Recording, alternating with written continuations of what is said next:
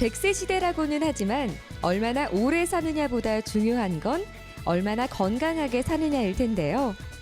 이 때문에 우리 몸의 기둥인 척추 건강에 신경 쓰는 것은 당연합니다. 하지만 세대를 불문하고 허리병으로 고생하는 분들이 꾸준히 늘고 있는데요. 허리 통증과 엉덩이 부위의 통증이 반복되다가 다리로 저리고 당기는 신경통이 동반되는 경우가 대표적입니다.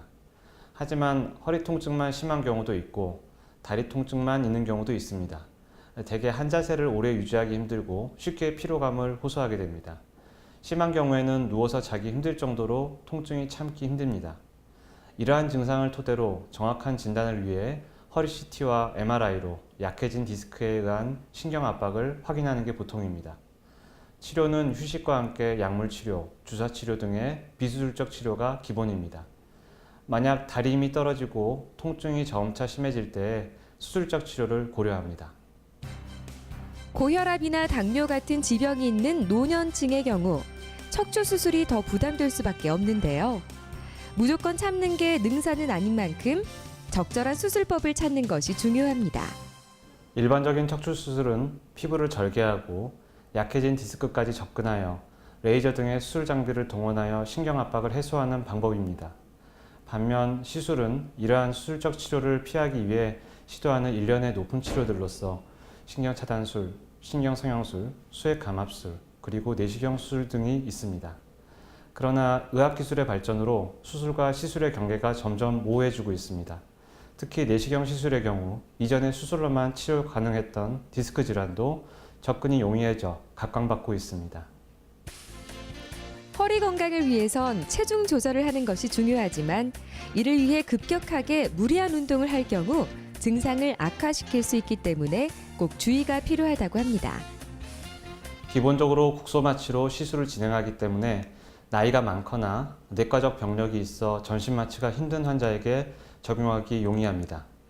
피부절개를 동반한 일반적인 허리 수술에 비해 수술 상처가 거의 남지 않아 미용적인 측면에서도 장점이 있습니다. 또한 허리의 근육, 인대 및 관절의 손상을 거의 주지 않기 때문에 미세침습 치료의 원칙에 매우 부합하는 방법입니다. 입원 기간이 하루 이틀 정도로 짧기 때문에 조기에 일상으로 복귀할 수 있어 환자분의 만족도가 매우 높습니다. 일반적으로 특별한 병변을 가지지 않은 요통 환자들은 적절한 치료를 통해 약 6주 안에 60-70%가량 증상이 회복될 수 있다고 합니다. 우선 등허리에 직경 6mm가량의 금속관을 넣어 약해진 디스크에 접근시킵니다. 이 금속관을 통해 내시경을 넣어 시야를 확보하고 레이저를 포함한 다양한 기구를 이용하여 시술을 진행합니다. 파열된 디스크가 제거되어 결과가 성공적인 경우엔 시술 직후 환자의 신경통이 완화되고 운동 능력도 좋아집니다. 모든 시술 과정은 피부 국소 마취와 경막의 신경 마취 하에 진행되고 시술 중에 외과 의사와 환자가 계속 대화를 유지하며 환자의 고통과 두려움이 최소화되도록 노력하고 있습니다. 척추는 노화가 빠르다고 하죠. 자세나 생활 습관에도 영향을 많이 받는데요. 그래서 규칙적인 운동이 허리 건강을 지키는데 꼭 필요합니다. 약 한 달간 높은 수준의 운동과 노동은 금물이며 좋은 자세와 가벼운 스트레칭으로 재활을 시작합니다.